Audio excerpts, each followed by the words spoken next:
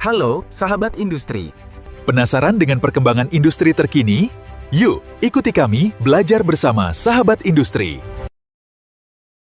Halo semuanya, selamat datang di sesi penjelasan kita kali ini. Nah, mumpung kita lagi belajar tentang industri hijau, ada satu istilah yang pasti membuat kamu bertanya-tanya terkait green industry. Istilah apa itu? Perdagangan karbon. Hah? Apa itu perdagangan karbon? Apakah jual beli arang? Atau jual beli batu bara? Atau jual beli karbon? Emang kertas karbon masih ada yang pakai ya? Hehe, tentu saja bukan itu maksudnya. Perdagangan karbon adalah... Lanjut dari tebak-tebakan tadi ya, kita pastinya nggak lagi ngomongin alat tulis jadul atau bahan bakar buat api unggun. Melalui pembahasan hari ini, kita bakal bongkar dokumen-dokumen resmi, mulai dari peraturan presiden sampai peraturan Menteri Lingkungan Hidup dan Kehutanan, buat bener-bener paham gimana sih cara kerja sistem ini. Jadi, yuk kita lurusin bareng-bareng apa sih sebenarnya wujud dari karbon yang ditransaksikan di pasar bernilai triliunan rupiah ini. Oke, mari kita bedah lebih dalam. Kalau kita lihat definisi resminya menurut peraturan pemerintah, perdagangan karbon itu adalah mekanisme berbasis pasar untuk mengurangi emisi gas rumah kaca melalui kegiatan jual beli unit karbon. Sederhananya gini deh, ini tuh semacam alat ekonomi. Daripada pemerintah cuma nyuruh pabrik berhenti beroperasi, pemerintah lebih milih pakai prinsip pasar buat ngasih insentif finansial ke perusahaan yang sukses nurunin polusi. Jadi, yang diperjualbelikan di sini tuh sebenarnya adalah hak atau bukti dari pengurangan emisi itu sendiri. Nah, untuk ekosistem besarnya, usaha berbasis karbon di Indonesia itu ibarat pohon besar dengan dua cabang utama. Ada proyek karbon dan ada perdagangan karbon. Proyek karbon sendiri mencakup kegiatan pencegahan, pengurangan, dan penghilangan karbon yang bisa berbasis alam atau teknologi. Terus, perdagangan karbon itu instrumen pasarnya teman-teman. Instrumen inilah yang menyulap hasil dari proyek-proyek tadi jadi komoditas berharga yang nantinya bisa diperjualbelikan. Tapi tunggu dulu. Buat benar-benar paham sistem ini, kita wajib tahu konsep fondasi utamanya, yaitu nilai ekonomi karbon, atau kita singkat aja jadi NEK. Intinya, pemerintah kita itu pada dasarnya ngasih label harga atau nilai finansial buat setiap unit emisi gas rumah kaca yang kita hasilkan. Kenapa ini krusial banget? Karena begitu polusi dikasih nilai uang, angka-angka itu bakal masuk ke pembukuan perusahaan. Tiba-tiba ngurangin emisi itu bukan sekedar aksi amal lagi, tapi udah jadi strategi bisnis dan operasional yang benar-benar mutlak. Terus, gimana cara pemerintah nerapin nilai ekonomi karbon ini di lapangan? Sesuai peraturan presiden, ada beberapa mekanisme nih, dan perdagangan karbon itu cuma salah satu kepingan puzzle-nya aja.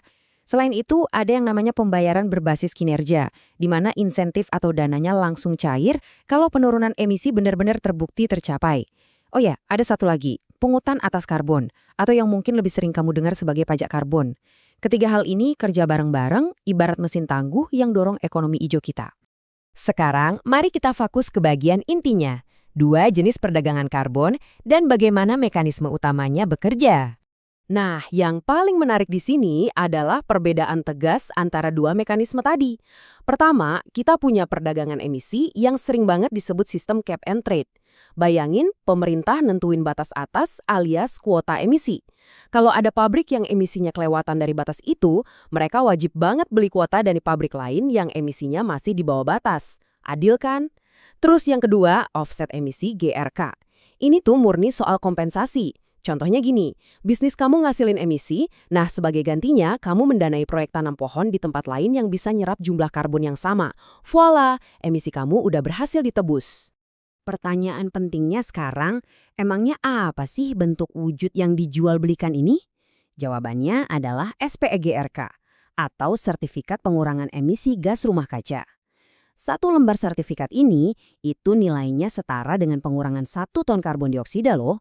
Tapi ingat, kita nggak bisa asal klaim. Sertifikat ini cuma diterbitin pemerintah kalau pengurangan emisi tersebut udah melewati proses yang super ketat, bernama MRV, pengukuran, pelaporan, dan verifikasi.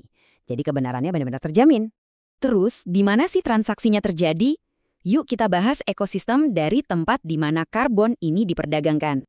Undang-undang kita ternyata udah nyiapin infrastrukturnya nih. Berdasarkan peraturan menteri, ada 2 jalur utama buat mengeksekusi transaksi karbon. Yang pertama, lewat bursa karbon. Ini tuh mirip banget sama bursa efek tempat kamu beli saham. Sistemnya terpusat, diawasi ketat sama otoritas jasa keuangan, dan tercatat resmi. Tapi, aturannya juga ngasih kebebasan kok. Ada opsi kedua, yaitu perdagangan langsung. Ini ibarat jalur privat di luar bursa. antara si penjual sertifikat dan pihak pembeli yang lagi butuh banget buat memenuhi target unit karbon mereka.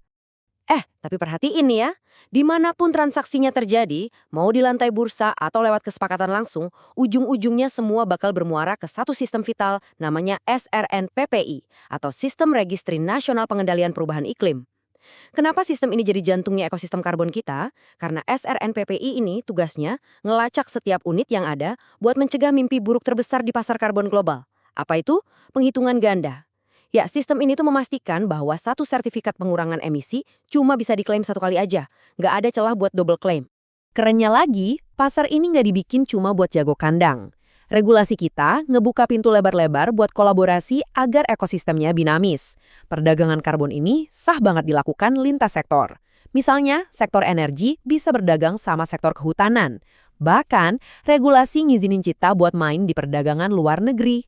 Tapi, pastinya ada syarat ketat. Kalau mau transaksi secara internasional, wajib ada prosedur mutual recognition. Intinya, negara-negara yang terlibat harus saling mengakui validitas standar MRV dan sertifikat karbon satu sama lain. Sekarang, coba kita tarik mundur perspektif kita sebentar. Buat apa sih semua kerumitan aturan, sertifikasi, dan bursa ini diciptakan? Tujuan utamanya yang juga ditekankan banget di peraturan presiden adalah buat mendukung dan mengakselerasi target Nationally Determined Contribution atau NDC Indonesia. NDC itu ibarat janji iklim kita di hadapan komunitas global. Aturannya bahkan menegaskan kalau perdagangan ini bisa banget jalan proaktif tanpa harus nunggu target NDC tercapai. Ini benar-benar jadi semacam katalis buat masa depan yang lebih hijau. Pada akhirnya, perdagangan karbon itu semacam jembatan brilian yang nyoba mempertemukan ambisi pertumbuhan ekonomi dengan realitas kelestarian ekologi. Kita ngubah polusi jadi komoditas ekonomi dengan harapan kekuatan pasar justru bakal mendorong penurunan emisi.